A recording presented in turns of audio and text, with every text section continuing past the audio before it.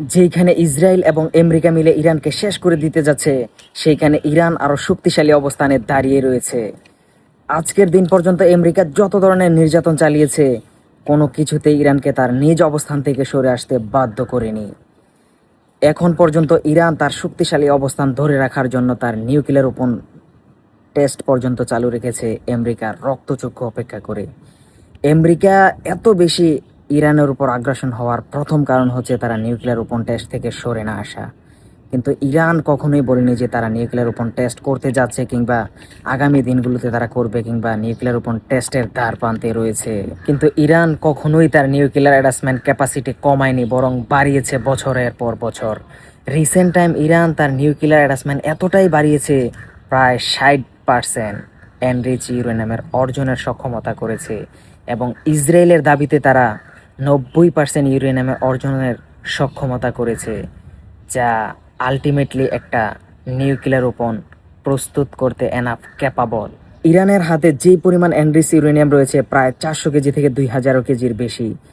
শুধুমাত্র 60% 400 কেজির বেশি যদি ইরানের হাতে থাকে, এই পরিমাণ ইউরেনিয়াম দিয়ে ইরান কমপক্ষে 10টা নিউক্লিয়ার ওপেন প্রস্তুত করতে সক্ষম।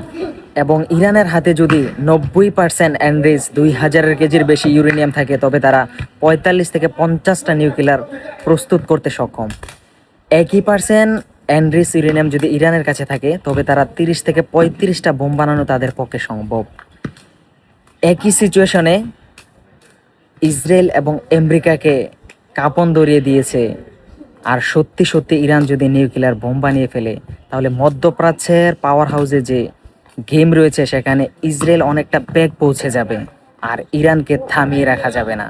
তথ্য বলছে ইরান এই পর্যন্ত যে অবস্থানে পৌঁছে গিয়েছে, তাতে তাদের নিউক্লিয়ার ওপেন প্রস্তুত করার এনাফ ক্যাপাবিলিটি রয়েছে। শুধুমাত্র তাদের নেতা আলী খামেনির অনুমতি পেলেই তারা নিউক্লিয়ার ওপেন টেস্ট করতে যাবে।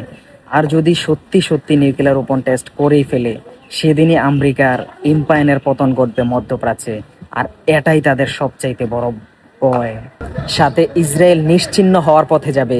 ইরানের নিউক্লিয়ার ওপেন প্রজেক্টের মূলত তৃতীয় বৃহত্তম কারণ, যেটার কারণে আমেরিকা ইরানকে শেষ করে দিতে যায়। আর ইরান যদি কোনোদিন নিউক্লিয়ার ওপেনের মালিক হয়ে যায়, তাহলে আগামীর দিনগুলোতে সবচাইতে বেশি অস্তিত্বের সংকটে পড়বে ইসরায়েল।